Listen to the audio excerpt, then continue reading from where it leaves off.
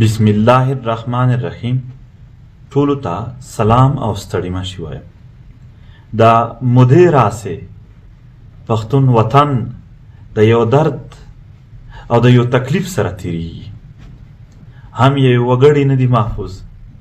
هم یې وسایل نه دي محفوظ، هم یې ژوند نه دی محفوظ، یو د ژوند طرز یې هم نه دی محفوظ. دا خاوره، دا وطن او دا کام په وینو، په اوښکو او په غمونو د دردونو د دغې یو لړۍ ده چې د دوی په مخ تېرېږي. د دغې پر خلاف په 2018 کې پی ټي ایم جوړ شو، نو لا تر اوسه پورې په مزاحمت کې دی. لا تر اوسه پورې د خپل وطن وګړي را بیداروي او د دې ظلم جبر پر خلاف یې دروي. بله لار نشته دی. د دې پرته د دې وطن او د دې قام سره، د دې قام د ټولو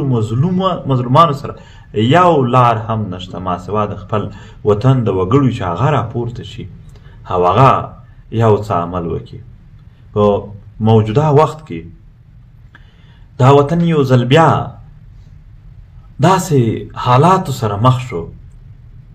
چې هغه ترخه و، هغه د تکلیف و. بیا په داسې وختونو کې چې دلته ریاستي جبر زیات شو، په هر ډول سیاسي اجتماع بندیزونه وو،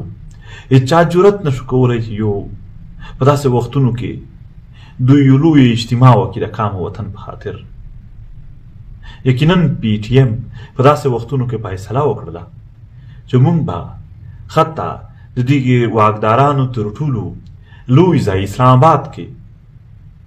هلته جلسه کوو، د خپل قام وطن خبره به کوو. د پی ټي ایم مشرتابه ته پته وه چې د دې به نتایج ترخه وي،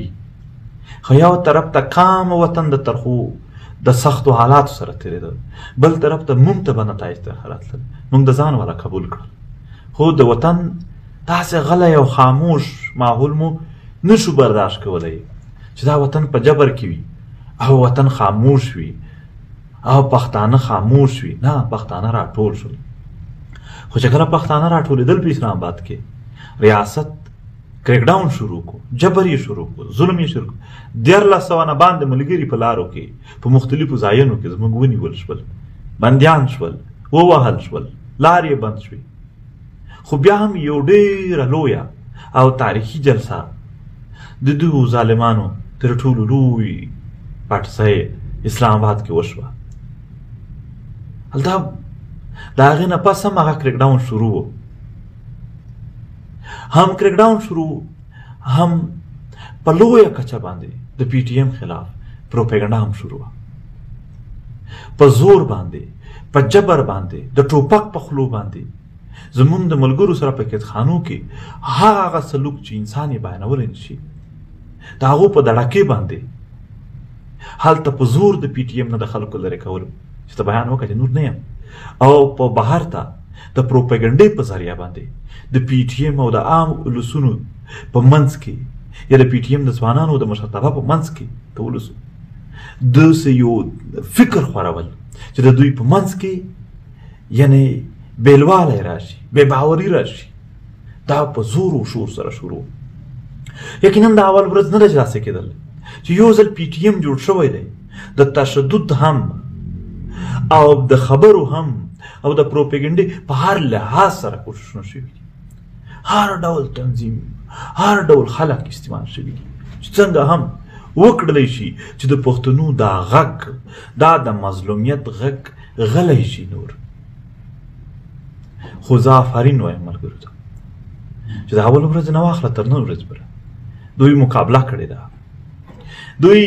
نور هم په خپل قامي موقف، بیانیه او په خپل هوډ باندې، ارادو باندې نور هم مضبوط شوي دي او لا هم سفر کوي، نور مضبوطیږي. اوس چې کله کریک ډاون شروع شو، هغه ملګري چې په د جیل وخت راغی، ښه په مضبوط طریقه سره د جیل تېر کړو، تکلیف یې په ځان تېر کړو. هغه ملګري چې په دوی باندې نورې سختۍ راغلې، هغه سختۍ تېر کړو. کومو ملګرو ته چې د سټراټیجي ضرورت و، هغې سټراټیجیکل موو وکړو مخکې. کومو ملګرو ته چې د دغو خدمت ضرورت راغی، هغو خدمت کول په منظمه طریقه. او دا هر څه د مرکز له اړخه هینډل کېدل. او کومو ملګرو ته چې مونږ وویل چې په دې وختونو کې یعنې په دې د سټریټیجي سره تاسو ځانونه په دې طرز وساتئ چې په تحریک زیات بوج نشي را زیاتې ګرفتارۍ بوج دي هغو په هغه طرز باندې سټریټیجي خپله کړله او کوم ملګري چې په بهر هېوادونو کې په یورپ کې هغو هم په یو منظمه طریقه سره دې ته جواب ویلو او وکیلان او نور هغه تنظیمونه چې سماجي تنظیمونه دي د هغو ملګرتیا داسې یو منظم شکل جوړ کړو چې د سټیټ د ریاستي ادارو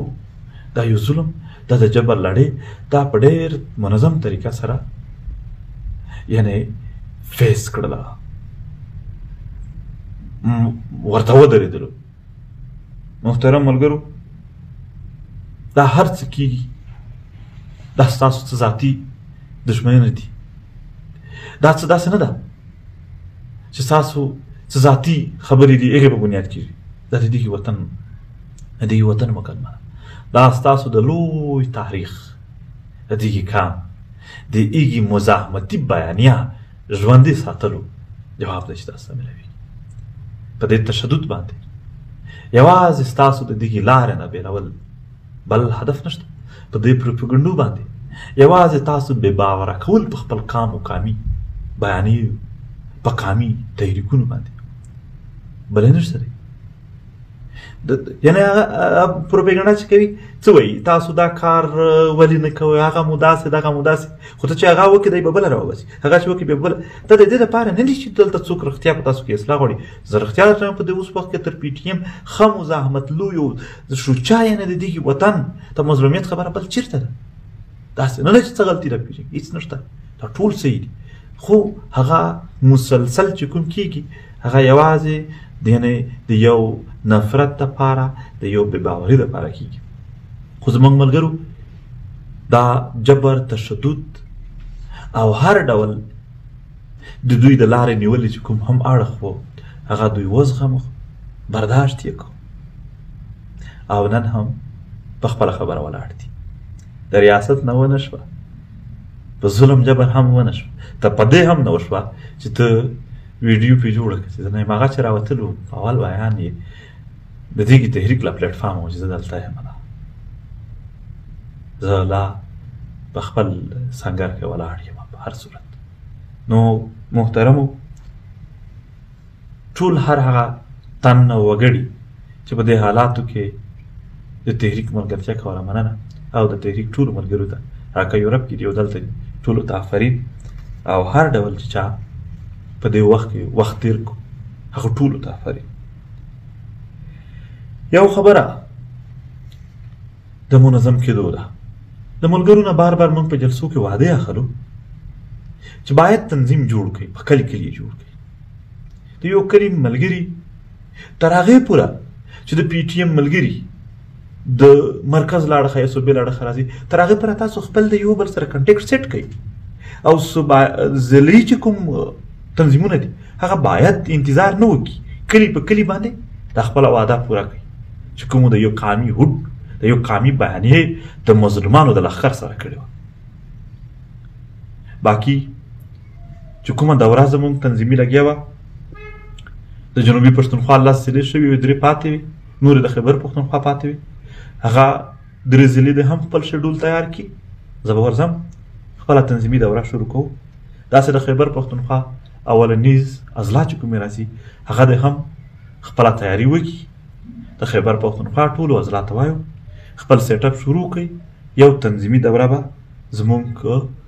ضروري ده چې څو موږ تنظیم مضبوط کو منظم شو دا مو وطن دی زموږ تاریخ دی لوی تاریخ دی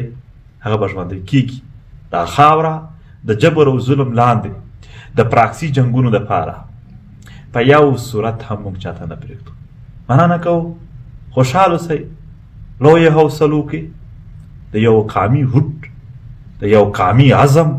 د دغې خاورې د دغې وطن د عظمت یو فکر لرلو سره تاسو ژوندي اوسئ خوشحال اوسئ مننه کوم